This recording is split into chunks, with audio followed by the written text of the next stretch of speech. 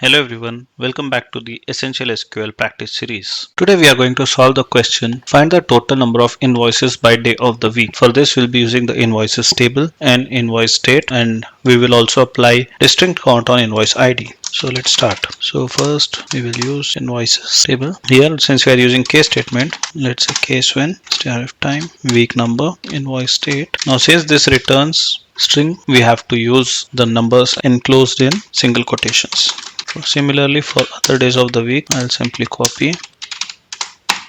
Let's use day of week. Then we have count distinct invoice ID as invoice count. I can simply copy this. I'll make the changes. Let's execute. So you can simply see the data is sorted alphabetically, but we can see for each day of the week we have invoice count now. If you have a solution which is different than the one shared in this video and you would like to share with others, please share them in the comments box so they can also learn. That's it for this video. Keep learning, keep practicing. Thank you.